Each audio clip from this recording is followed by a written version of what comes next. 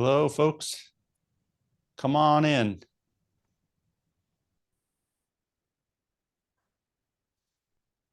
think we'll riff for a little bit and then we'll jump into it. I don't know, maybe let's wait for a handful of people to come in and then we'll jump into it. Chrisley, you good? Hi, Kate. Kate's doing the wave emoji. Maybe Kate will start a maybe Kate will start a trend where everyone will do the wave emoji when they come in. Let's hope. Yeah. A wave. Cool. We got people coming in. Hello, everybody. I don't know. Do people like the thing where you call out their names one by one? I always like it because it seems very human. But I was thinking that maybe people don't like it. Hey, Valerie is also doing the wave. Like, hi, Alejandro, Andrew Good, Bio, nice to see you here. Brad, Christina, Hamza, Jam, Michael McDonald, and Kate, I already mentioned. Catherine Albertson. Okay. Katie. Wow, we got a whole line of Katie's, and Catherine's. That's cool. Mayor is here. Margaret Ahern is here.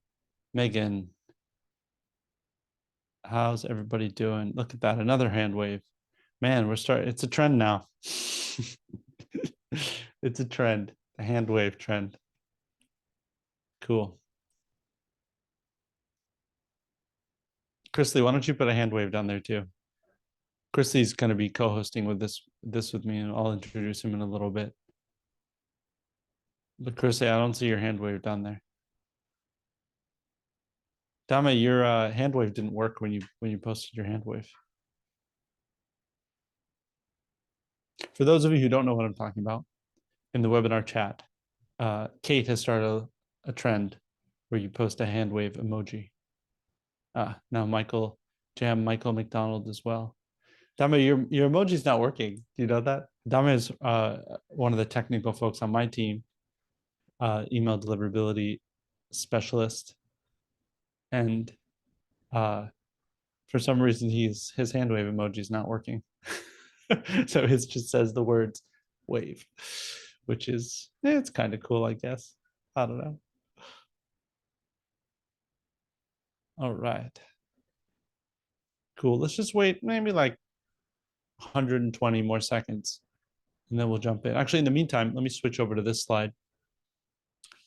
If you feel like not posting a hand wave and feel like giving us a little info. Oh, hello. Good evening from the UK. Let's see, what time is in the UK? Like 8 p.m. It's a pretty good time for email deliverability.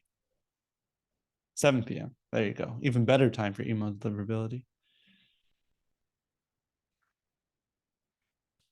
So feel free to answer some of these questions if you want. It can help guide the conversation a little bit as we go. At the end part, we'll have lots of Q&A, but you're welcome to ask questions anytime in the chat, and we'll be tracking your questions, answering them either as they come in or save them for the end, depending on how people feel. Calgary Chamber of Commerce in Calgary, Canada. Cool. Nice. I don't think I've ever been to Calgary. Yeah. I recently saw a movie that takes place in Canada, though, which was excellent. And I won't start talking about it, but it was very good.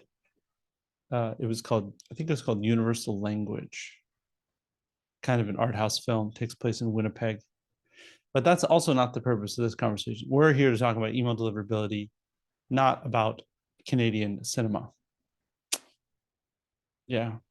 Kate's working remote in Pittsburgh, in your offices in New York. Cold email, Sales Handy email platform. Sure, Sales Handy.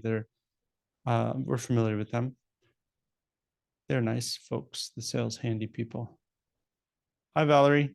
Hi from Chicago. Okay, we should jump to this because I'll just do the hello, hi, everybody for hours and hours. Chrisley, are you there? You ready? When you're ready? I assume you are. Not yet. Okay, you're ready. Cool. All right, let's jump into this. So, no one wanted to answer the question. Well, a couple of people did. A couple of people answered the question about cold email, et cetera, et cetera. We're going to talk about email deliverability pretty generally today, but I like to start with this slide. And if you've watched past webinars, you've seen this. And if you're watching a replay of this somewhere, you're going to be like, oh, we've already seen this slide. So you could skip over it if you want. But for those who haven't been to one of these things before, I like to level set a little bit, um, tell you a little bit about senders and sort of establish our credibility to make sure that the information that we're sharing, you know where it comes from and why we share this information the way that we do. Senders is what we consider a full puzzle email deliverability and sendability service. So we look at and care about the complete picture of email deliverability, cold email, corporate mail, marketing mail, transaction email. But the real bread and butter of what we do is cold email. We've sent probably more than 50 million cold emails in the last 12 months. It's a lot of cold email across dozens and dozens, hundreds of clients. But that really means that our advice that we give is not theoretical. We really do this day in and day out. A lot of advice that you get and a lot of people talking about this, it's very narrow aperture. Maybe they deal with 5 clients or 10 clients or something, but they don't really do hundreds and hundreds of clients. And then they have very specific weird things that they believe. And we try not to have any weird things that we believe. We try to really stick to best practices. And best practices haven't changed that much, certainly in the last 5 years. And we're going to talk about that today, but probably even longer, although there have been best practices that have been added, which we'll touch on. So folks come to us for we have cold email issues. We help them scale. Sometimes we help them fix existing issues. Sometimes we try to help them avoid future issues, but by and large, we're very focused on email deliverability. And we have a heavy focus on cold, but we also help folks with other stuff. I'm the CEO and founder. My name is Benny. You can find me on LinkedIn, other places.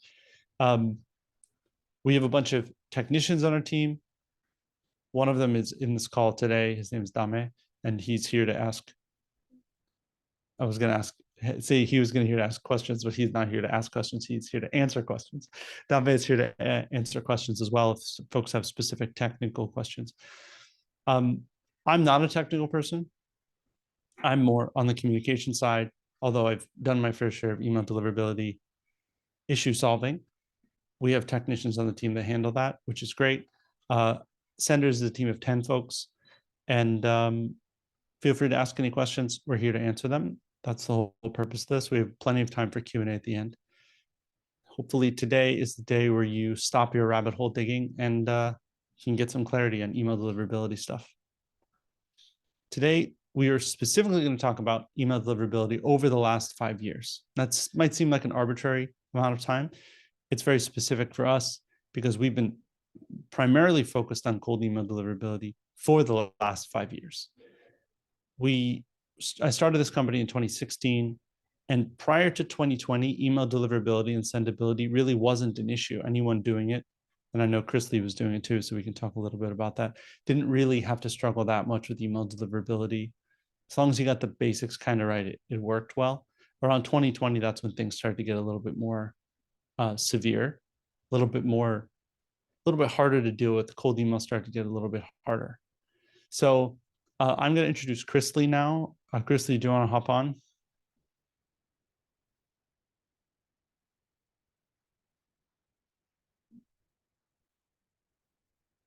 We're waiting for Chris Lee.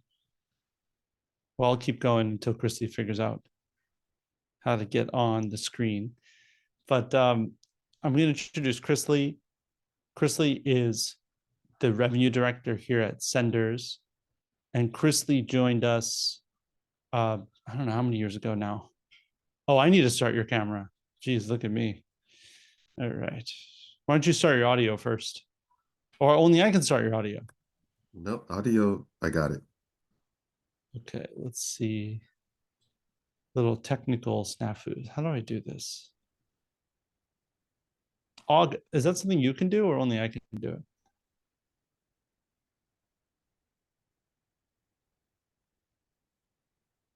Now Og isn't here either. Oh, I'm the host. Okay, let's see. How can I do that? Sorry, folks, for this small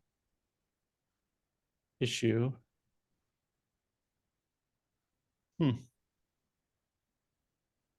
Where is that setting? Well, let's do it on audio for a second now. Um, we'll add Chris Lee's wonderful face in a little bit. For some reason, I don't know how to add him. The option's not appearing properly. Anyway, Chris Lee, you're a voice now. Sounds That's how good. it's going to be for a minute. Um, Chris Lee, how long have you been working at Senders, and then how long have you been involved in cold email? That'll be good to set the stage a little bit before we start to jump Yeah. into the details. So Senders, it's actually 4 years in the beginning of this month, like February 2nd, I think, made 4 years. And I had been Wow. doing cold email. Sheesh. I Yeah. would What say in form? total now, probably like 12, 13 years in a wide variety of different settings, but primarily in like the SaaS B2B space. Yeah, makes sense. So, what folks who might not or might be relatively new to cold email, in the olden days, cold email was really easy. The inbox wasn't a very crowded place, and there weren't actually that many SaaS products or people that were doing cold email. More businesses in general were sort of regionally focused, so you could cold email people and get a lot of responses. Chris, do you remember the era when cold email was really easy? Oh yeah, super easy. You could send out hundreds of emails a day, no harm, no foul, and get a lot of responses. Yeah, yeah, it's definitely changed a lot. Um, that's for sure.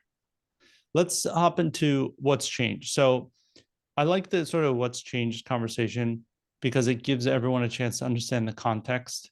And it also highlights the sort of weird things that have developed recently. Meaning, a lot of advice on the internet is specifically about how to avoid Google limiting the number of emails you send. But that really doesn't have anything to do with deliverability. In fact, at Senders, we call that sendability, your ability to send emails. So a lot of people have a sendability problem, and they think, oh, I have a deliverability problem, but they don't. In other words, the idea of everyone having many inboxes to send from or something, that's actually trying to solve a sendability problem. It doesn't have that much to do with email deliverability. So we're really going to focus on email deliverability, but some of the sendability stuff is going to be woven in. One of the newer things that's come up is these AI driven spam filters. So in 2020, spam filters themselves were very like static and rule based, and they had basic machine learning models that were trying to figure out what was spam and what wasn't, but it wasn't very advanced. And now in 2025, we're seeing much more advanced AI models. So they're looking at keywords, but also behavioral patterns. And anyone who's used ChatGPT or something like that can sort of understand that or even like a YouTube algorithm understands that there's something going on under the surface. It's actually hard to describe, that the AI itself probably isn't really able to describe, that's doing filtering. So this AI driven spam filtering are adapting super dynamically, and they're making it harder to predict what will trigger spam folders, and also making it harder to understand exactly why something was flagged as spam or wasn't. When before you could say, oh, look, it had the word free in all caps. That's the reason why. So it's a pretty interesting kind of system now. Makes it more dynamic, a little bit trickier to understand, but that's definitely something that's come up in the last bit, maybe the last couple of years primarily. All right. The next thing is authentication standards have tightened. A lot of the so what do I mean by authentication? There are these acronyms that are commonly used: DMARC, DKIM, SPF, those things. In the olden days, very, very old days, like when email was first invented, anybody could send any email to anyone. Still the case now, but anyone could send an email as anyone. So in other words, if from the from section I just wrote Jeff at Amazon.com, it would send it as Jeff at Amazon.com. Once it hit the internet, it didn't really know if it actually came from Jeff at Amazon.com or just looked like it came from Jeff at Amazon.com. So smart people said, okay, we need a way to verify that the person who sent the email is in fact the sender.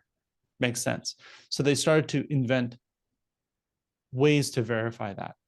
And they call it authentication because they're authenticating the person who sent it is in fact the person who sent it. That makes sense. So in the earlier days, it was adopted, but not very widely. And in the last few years, Google and Microsoft and other folks have not only invented new ways to authenticate, but they're also much more aggressive in enforcing authentication, meaning if you are sending emails and you don't have DMARC, DKIM, SPF properly configured, your chances of getting delivered are severely impacted. In the past, they were more lenient. So that is a very big change. Authentication standards have certainly tightened.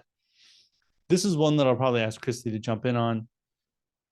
We now have a decreased reliance on open rates. Open rates used to be a pretty good indication of how deliverability was performing. The problem with open rates now is that there's multiple reasons why open rates are inaccurate. So there are privacy features on the receiving end that make it very difficult to track it. So an example of that would be something like Apple has a privacy protection policy where it doesn't send the information back via the internet that it was opened at all. It just doesn't send that information. Or it does the opposite, where it opens every email and it sends everyone that 100% of the emails were opened, even though they weren't.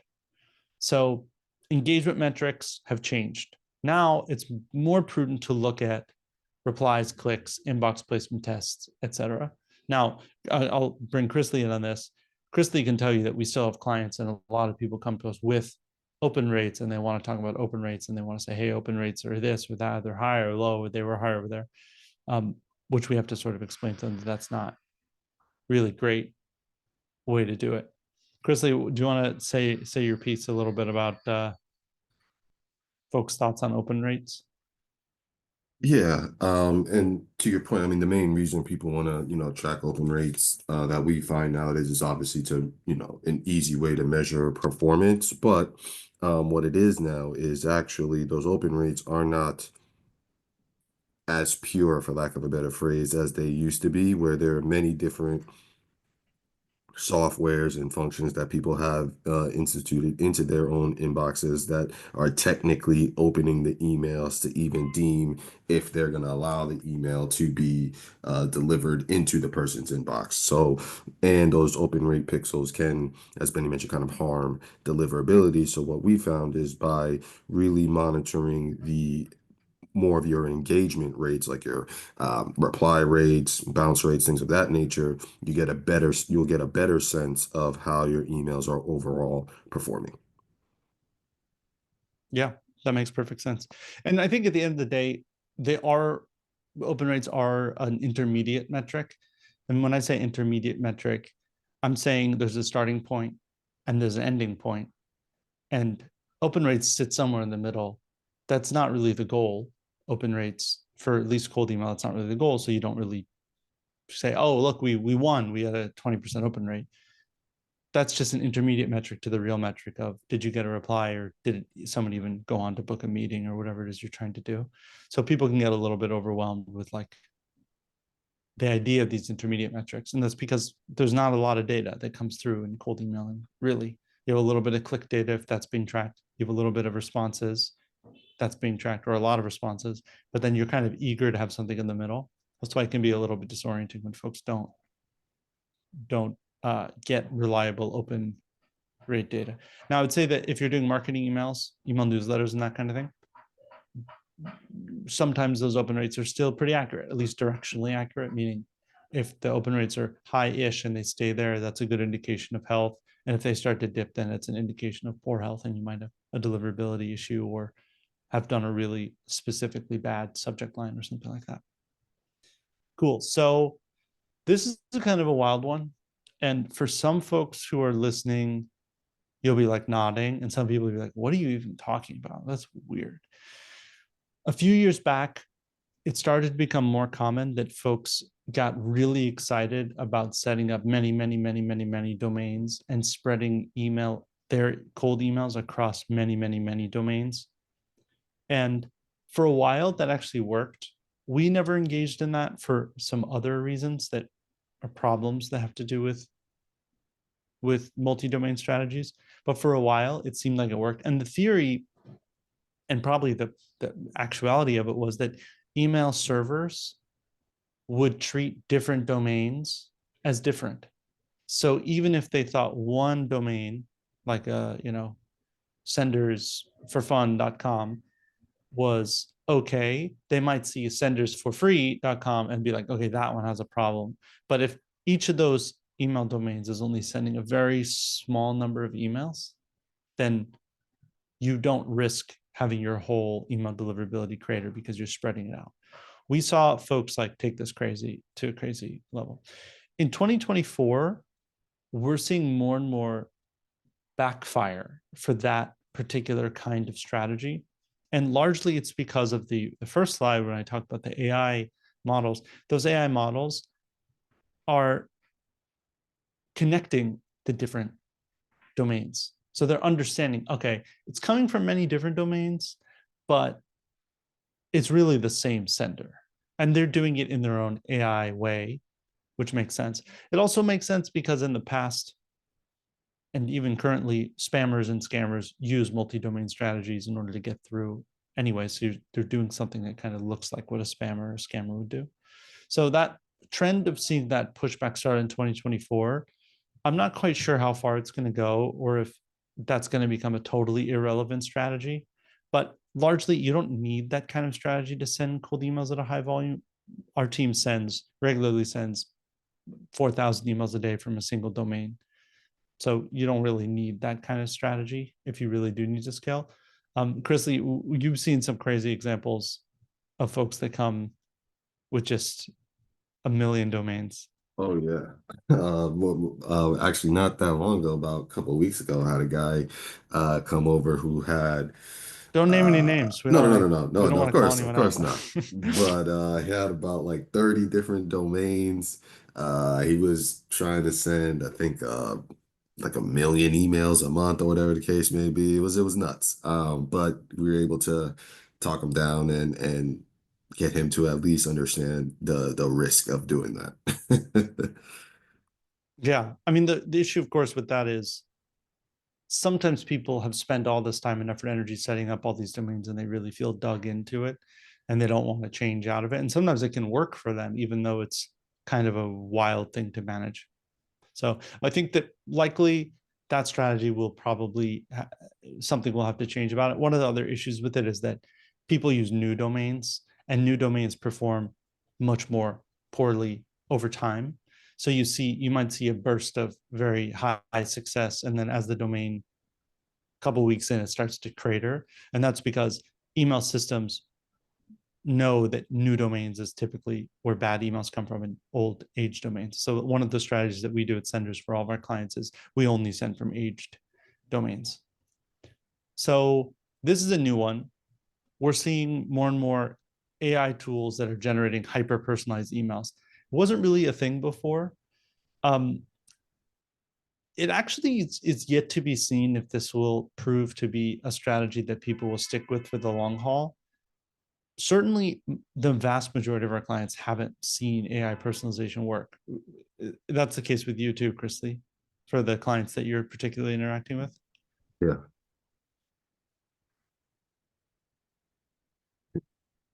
Jimmy? Oh, could you hear me? Oh yeah, no, I said yeah, no, definitely. I am seeing that as well. Yeah, we're seeing a lot of I'm sure everyone here is also getting these emails that are AI personalized, but the personalization is telling me about me, which is a very funny thing. And usually the information is like kind of like 10% wrong or sort of off. And I'm like, that's weird that they wanted to use precious email time to tell me about me, even though I clearly don't know anything about them. So eventually, probably the AI personalization might get much better. But a new thing we're seeing is that certain kinds of AI language is it looks like it's customized, but it's actually a repeat because the systems like ChatGPT do produce the same text or very similar text across clients. So then the AI system, the AI spam filtration systems go, oh, this looks like it's generated from AI. Maybe we should not deliver it, or this text is kind of off or odd or something in some way, and then it doesn't deliver it. So you might see a relationship where if it's AI personalized, it actually performs far worse on deliverability. It's also possible that it performs very well when it gets through, but the AI filtration systems don't like the AI generated text and it goes away. And then you might eventually, probably not in the next 4 years because of the current administration, but you might end up in a place where the if you don't state specifically that the email was written by AI or AI enhanced, it could end up becoming a violation of compliance. It's not something I've heard about yet, but it's totally possible that there could end up being a rule about labeling things as AI. Maybe not in the US, but definitely more of a possibility in places like Europe, where they tend to regulate a little bit more heavily. In 2020 to 2025, we've seen a huge amount of emphasis on engagement history. And that's just a trend across everything. So the more replies that are not negative, but ones that are like unsubscribe is slightly different, but engagement overall can support email deliverability over the long haul. So there's a very heavy role of engagement history. I think that probably now more than before, the email service providers take historical recipient behavior, like overall interaction trends across the whole domain or across someone's use very seriously. So an example of this might be if you're the type of recipient who responds to every email, but you're skipping over certain emails, they might start to think, that's interesting. These particular emails are being skipped over. They're deliberately not engaging with them. Something must be wrong or something must be off. Or if you read every email that comes from someone, but then you stop reading the emails that came from someone, the systems might think something might be wrong with the sender. Maybe that's something we should care about. So we have all these new layers of engagement history that the AI filtration systems can now use or engage with if they want to. But Chrisley and I typically think about cold emailing mainly about folks getting them to engage. Isn't that right, Chrisley? Yeah, absolutely. By getting them to actually reply to the email, positively or negatively, that's going to um impact that overall engagement history and keep things as healthy as possible. The more people are replying to your emails versus reading it and clicking a link in the email or something to that degree. Yep, that's right. Cool. Chrisley, I think you can start your video now. Yeah, Yep, there we go. Hey, there we Chrisley. go. It's almost like everyone was kind of flagging, it's like, oh, email deliverability, this is kind of, and then it's just like, boom, Chrisley joins now on video. The participants going crazy. Everyone's doing the hand clap emoji. They went from the wave emoji to the hand clap emoji. Sorry. Chrisley was actually on a call with a client right before this. So it was the one webinar where he didn't join in advance and we tested everything. And that's the one webinar where, but we got you here now. That's all that matters. Right. Yeah. And folks who like Chrisley's face, Chrisley hosts a podcast. Do you want to tell them about your podcast just to break this up a little bit? Because it's gonna Sure. get, yeah. So yeah, it's called the CRO Initiative. And on that podcast, I speak to a wide variety of obviously CROs and other sales That's and chief revenue. revenue officers, by the way, Yes, for excuse those me, who, chief revenue officers and other sales and marketing leaders, and we speak about their overall outbound strategies and things that they're using to either get into the inbox if they're doing cold emails or social outreach and whatever the case may be. It's super fun. You guys definitely can check it out on YouTube, and we'll be working soon to get it on more channels as well. and Chrisley has the most unique name on the planet. Is there anyone else in the world with the name Chrisley Simi? Not that I'm aware of. Yeah, I don't know if anyone else has this problem, but my name is relatively common, and I get emails all the time for like the wrong version of me. And someone with my name is like doing crazy betting at like the Hard Rock Casino, and I'm always a little bit worried it's gonna like somehow sneak onto my credit score or something. So be thankful that you have a unique name. So to jump back into the cold email stuff, there have been regulatory shifts. This is kind of important. There, one of the things that really triggered a lot of the changes, it seems, is in 2018, GDPR came into enforcement, and then California also has their law, and there are other states in the US that have law shifts. And folks who are in Europe or in the UK or other places might say like, wow, it's so weird that, California changes the law and it just ricochets with everyone.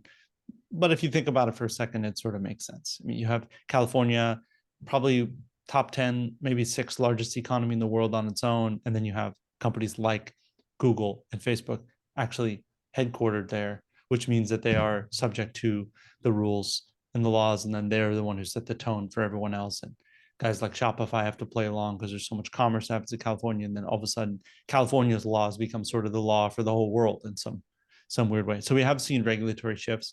I'm not sure if we'll see any new regulatory shifts over the next 3-4 years, because it really depends on the administration and what the Federal Trade Commission, who regulates commercial email, decides what to do. But we'll see.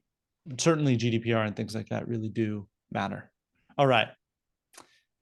So we had some questions. I can see Dame is in the chat and he's helping folks out as much as he can.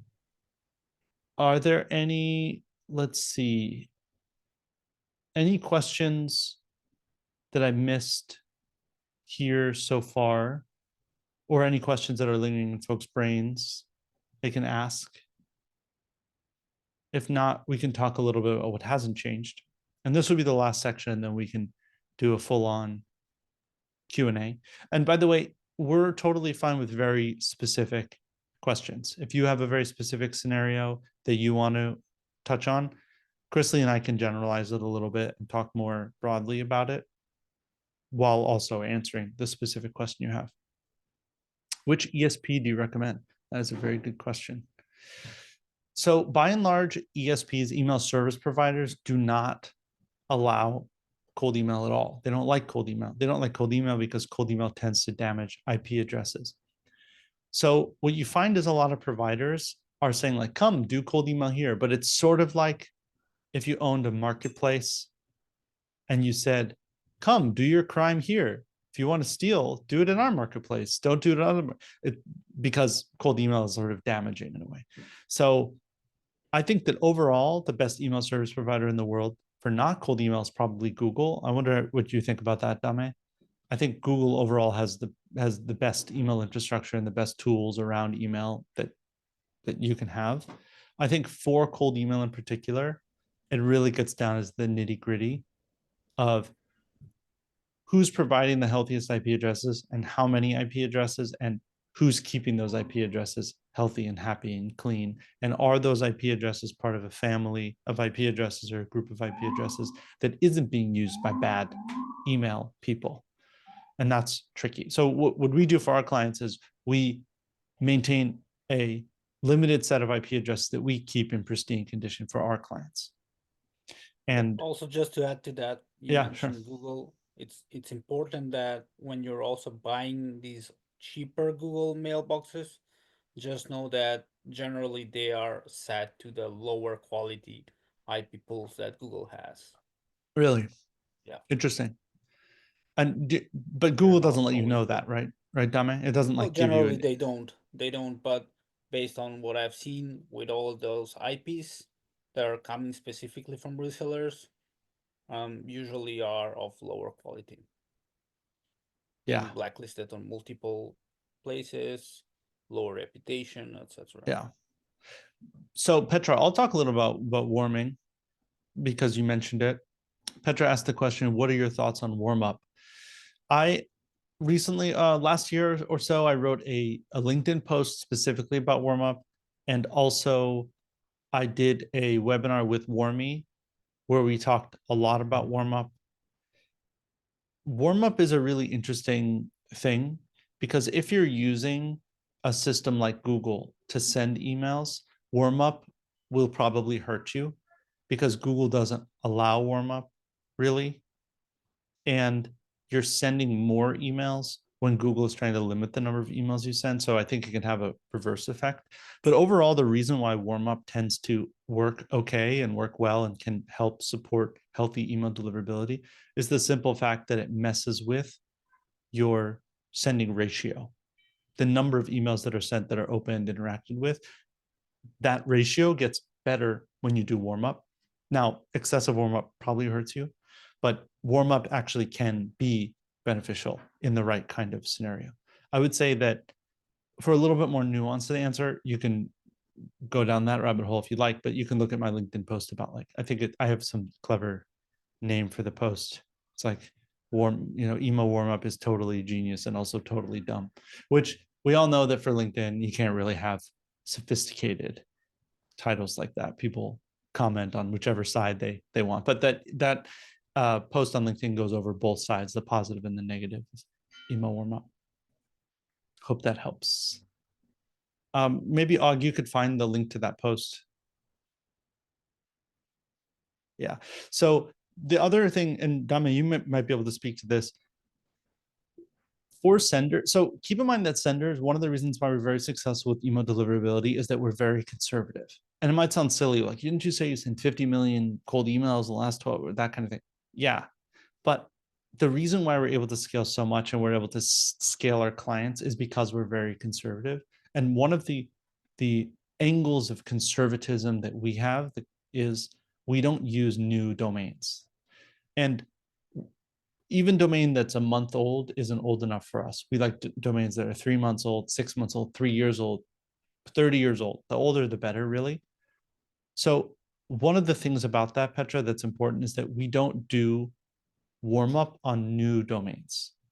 I think that if the warm up is the initial emails that a new domain is sending, I don't think that's a good idea. I think it runs the risk of weirdness happening because no one on the planet spins up a new domain and in 5 seconds they're sending 50 to 100 or 200 emails a day like clockwork every 30 seconds or something. It's just kind of weird behavior. So it seems very warm up, very artificial.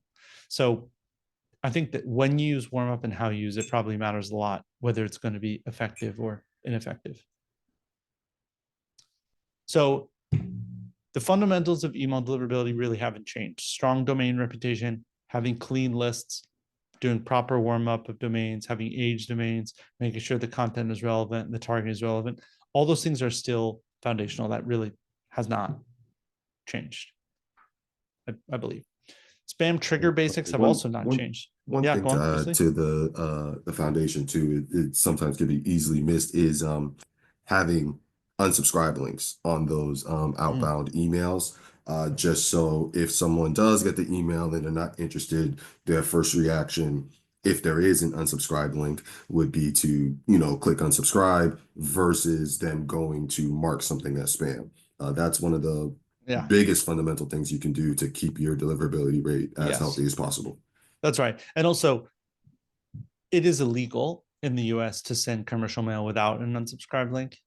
So when folks are like, oh, I don't like the unsubscribe link because it makes it look like a commercial mail, you sort of can have the little compliance voice in your head being like, but it is commercial mail. Therefore, you should have that. You should also have the address. And that's not something that we invented or we use to like scare people. You can just go to the Federal Trade Commission Spam Act compliance guidance that they publish and they say like, this is how you do compliant cold emailing. So probably makes sense to follow the guidance as best as you can. And if not, you can consult with your lawyer on exactly what is right for your scenario, but probably following their guidance is the best thing to do, I think. So I was saying that spam trigger basics, spam triggers, even though they have a new dimension, the old dimension still works. Free in all caps, a whole bunch of $signs, a bunch of weird stuff that would normally trigger spam is probably going to trigger spam. Now, keep in mind that with the AI machine learning angle becoming more advanced, that means that if your last name is Friedman and it's spelled FREEDMAN, probably the filtration systems are going to be a little bit smarter than maybe they were 5 to 10 years ago, where before they might say it has the word free in it. You know what I mean? I think like we're probably going to move beyond that, which is good. But overall, there is a list of spam trigger words that people publish. Most of those lists are probably a good thing to avoid overall. It's not a panacea though. Sometimes even if you don't have spam trigger words, it can go to spam, but it's a good thing to sort of keep an eye on. And then of course, the other thing that's happening with spam triggers, and it was in the past now too, is that if you're very pushy in a cold email, you use words and language that seems pushy, and that pushiness translates through and can actually cause spam. So if you look like you're trying to scare someone, like warning, danger, then those could also trigger spam. Looks like Ibrahim has a question. Dame, would you mind answering this one in the chat? I'm just going to get through these next ones. So this looks like a repeat of other things we said. Sender reputation is king. In this case, the fundamental of it is the domain and IP reputation continues to matter a lot. So a poor reputation from past mistakes still takes time and effort to recover. What we see a lot, and Chrisley, you've seen this a lot as well, folks come in and they say, hey, we don't really know what's going on. I say, okay, well, what happened in the past? And they say, well, we don't really know. Everyone on my team has only been here a year or a few months, and we never really did email before, and we don't know what kind of weird stuff the previous people were doing. And so you do have to take into account like this sort of past of the reputation and the total sum of the reputation. The other thing that I recommend everyone do is get a sense of what other teams or other departments are doing with their email in general. Just what is going on with the email in your org. Because you might find that you're in the marketing and sales side and you're really stringent, but maybe in the past they did something weird, or transactional emails kind of weird, like the emails that password resets emails are doing something weird. So it's good to have a wide sense. And that's something that we do with our clients when we do audits and things. We try to understand what's going on across all of the email sending. And then of course, domain reputation, IP reputation really matters. You don't have visibility into IP addresses if you're sending from someone like Google. In at least you have visibility into emails that were sent, but you don't have a sense of what kinds of IP pool you're in. So if you are sending from a system, you can monitor IP health. That can come into play. But that's one of the core services that Sender does, is making sure that all of our clients are sending from healthy and happy IP addresses. How you measure IP address happiness, that's a company secret. Chrissy, you don't want to talk a little bit about list hygiene? Yeah, another very critical thing is you don't want to, obviously you do all this stuff and then you're sending a bunch of emails to email addresses that are no longer valid or things of that nature that basically would cancel out all the work that you've done to keep things healthy. So super important if you're purchasing a list or using something like Apollo.io. Inside of Apollo, you definitely want to click on like verified, most likely to respond, things of that nature. In our case, we tend to double verify for specific clients that we're working with, just to ensure the list is as clean as possible. Now, granted, hey, there will be some times where some things kind of fall through the cracks, but if you're systematically and regularly checking for that hygiene and making sure things are healthy, it really should not be an issue, on top of, doing all the best practices and all that stuff. Well said. Well said. So at the end of the day, human-like engagement really is the winner. And that kind of goes both ways.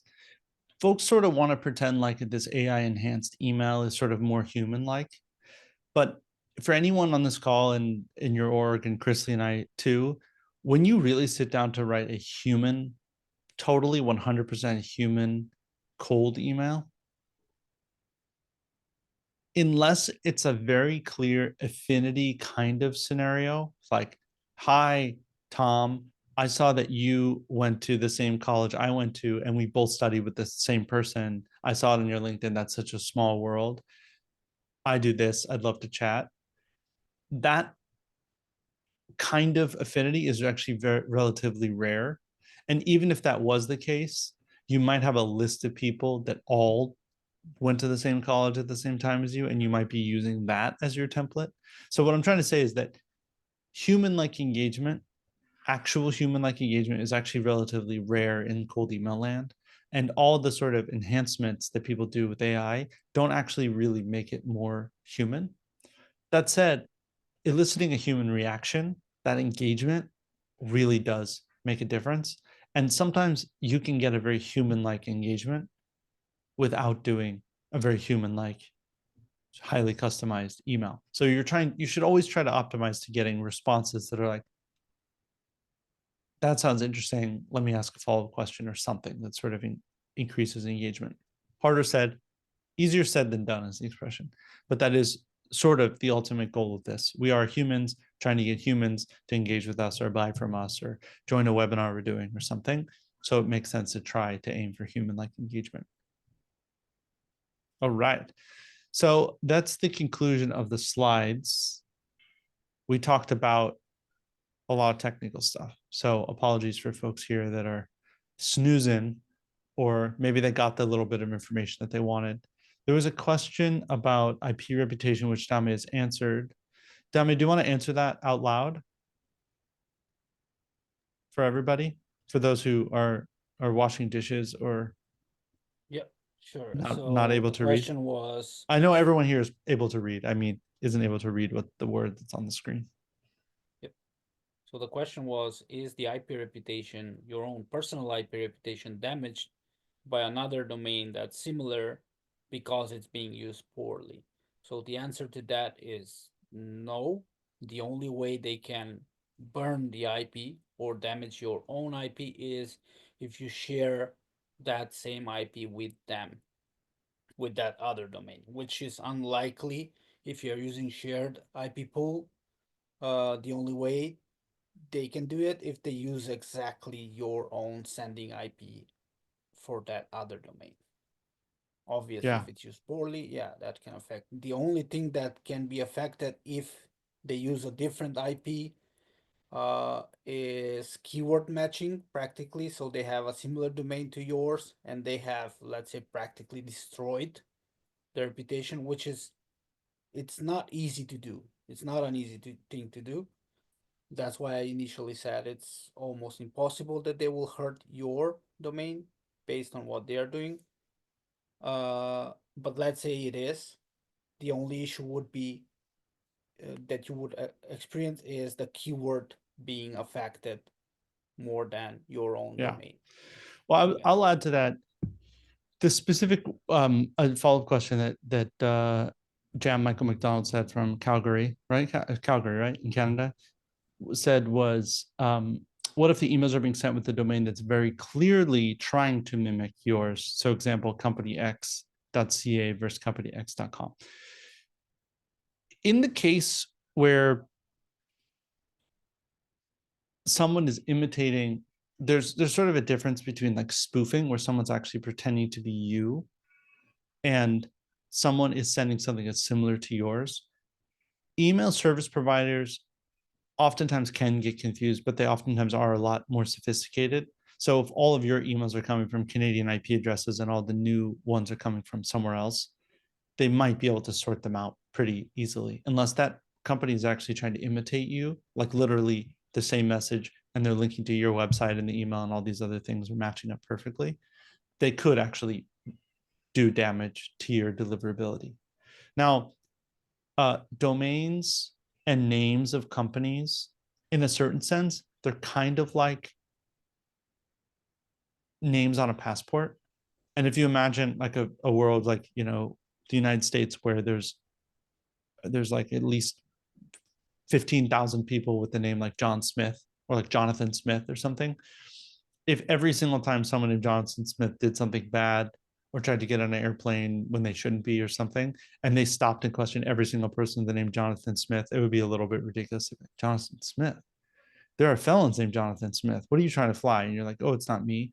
So sometimes it's the name with the combination of the IP addresses, or the name and the combination of other things that are happening, that is giving the recipient email server an indication of whether it's you or not you. And in the case of email, there's actually a lot of information coming through. There's information that comes from authentication, SPF, DMARC, DKIM. There's the actual domain being used. There's the content of the email. There's things that are linked to in the email. There's the names on the email. There's the interaction with the person, how people are reacting to it. So all these things can factor into your overall deliverability, more like a fingerprint. So yes, it is possible that someone could do serious damage by imitating you and doing very poor email practices in a very similar way to you, but they'd really have to be doing it deliberately, or they'd have to be doing it so egregiously, and it's such a unique word that it brings everyone down. Let's see. Petra B said that you landed in inboxes other than Outlook. Outlook, our clients don't have any issue with Outlook. And if Outlook is important to you, you can set up a call with us and we can take a look. Dame can provide a link to his calendar, Petra. But what I was going to say is that Outlook is interesting in the sense that it seems that Outlook really doesn't like new domains. And it's all selective and there's a lot of case by case. But if there's new domains being sending, Outlook really tends to not like them, at least in our research. How young is too young for a domain? As Dame said, everything below 3 months is a little bit suspect, I believe. And it's funny, there's a lot of information about this floating around. It's kind of vague. Really, the proof oftentimes is in the pudding when it comes sorry, I'm using a metaphor, proof is in the pudding. Really, the proof comes when you talk to email admins for large organizations. So an example of that would be if you talk to someone who handles email related things at like a giant company like IBM or something like that. But the person at IBM might say, hey, we've been in business since the beginning of email, and nothing good ever comes from an email of a company that's been created in the last 30 days. Well, then they have the ability to actually block all emails from domains that haven't been created in 30 days. A lot of organizations take it even more seriously. Hey, 90 days. There's no world in which we're supposed to be getting emails from companies that have existed less than 90 days and domains that have existed that short. So we just block them all. And that kind of thinking and rationale means that emails at any sort of sizable volume tend to be coming from companies that domain has been around a lot longer than even 90 days, 100 days, 200 days, a year, 2 years, that kind of thing. So that's just sort of a little bit way of the thought. So Dame is generously offering a free audit. The link is down here in the chat. And I think we might send this link out or send out a link to Chris Lee's to all the participants after this as well. Are there any questions that I've missed? Let me see. We have like 5. Anything you want to add, Chris Lee? Oh, Kate has a question. Kate has said, I have a question, but Kate has not asked the question. So, okay, let's see. Did I say anything about big companies sending a lot of emails en masse? What do you mean? What do you mean by that, Kate? What particular angle are you interested in? Oh, how do they do it? Do you mean cold emails or other kinds of emails? Newsletters and such. All right. Well, if you have an opted-in user base or marketing base, there is actually no limit to the number of emails that can be sent at one time. There's no limit. And that's very common. It's very common to be told that there's some sort of limit, like, oh, really, you should only be sending X or Y. If you look at a company like Facebook or NVIDIA or UPS or the United States Postal Service or whatever, they have very, very, very few domains. Very few. They might have more subdomains, but still very few email addresses that they're actually sending from. And they can send millions a minute, hundreds million a day. If you think about all the password resets for 1 billion users and all of the email newsletters and all the things like that folks do airlines, send tickets out and all sorts of stuff. So there is actually no real limit to the number of emails that can be sent en masse. They have their own deliverability challenges. They might be sending even all those emails from one IP address. Dame, do you know how common it is for large organizations and to have a single IP address for their sending, or how many do they typically use? That's debatable, but if they are sending like 150,000 emails a day, they might pull it off with just one IP. Yeah. Yeah. So the answer to your question, Kate, is it's actually not difficult to do it. These servers know that the recipients have opted in largely because there's an email history with that same sender.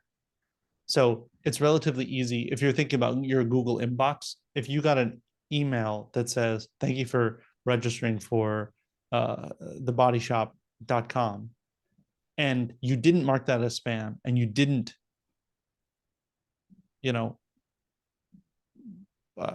delete it instantly, and then you start to get emails from the Body Shop, Google already knows you got an email that was interacted with or wasn't interacted with negatively, and they can build an understanding of, okay, this is truly an opt-in person. And the same thing goes with Facebook and all these other systems that might be sending you emails. There's a history. The problem with the cold email world is it's cold, meaning it pops into your inbox. There's no history between you and that recipient, or that you and that sender. So the email systems know, okay, this is new. Let's see how the person reacts to it. Does that make sense?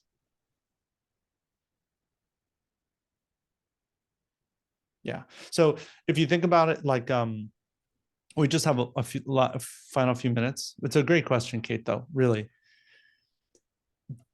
It comes down to this fundamental thing of if you're having a party and someone RSVP'd that you don't know, and you ask the other participants, hey, do we know this person? This Kate person's coming. Do we know Kate? Is Kate going to be a good addition to the party or not? If nobody knows Kate, then they might say, well, what company does Kate come from? Okay, well, the company has good reputation, so we should allow Kate to come to the party, and that's going to be good. Or we don't know the company Kate came from, but it looks like Kate went to this university, and we know that university, and we know that that's a pretty good school, so maybe Kate's acceptable to come in. Email servers are doing something similar. If a cold email comes in, they say, well, we don't do this. Do we know this person? We don't know this person. Okay, what does this domain look like? Okay, it looks legit. Maybe this is okay. What's the IP address it's coming from? Let's have a look at that. That looks legit too. Okay, if any one of these things look wrong or off or weird, then they might just send it to spam or not deliver it at all. So that's sort of like there's a cascade of different things that it might look at in order to decide if it's a safe thing to put into the inbox or not. If that makes sense. Cool. I think we covered everyone's questions. This was fun. Feel free to grab a time with Dame if you'd like. Dame is not a salesperson, he's a technical person, so he will not try to sell you anything. If you want to know more about senders and the services, Chrisley, you can talk with Chrisley.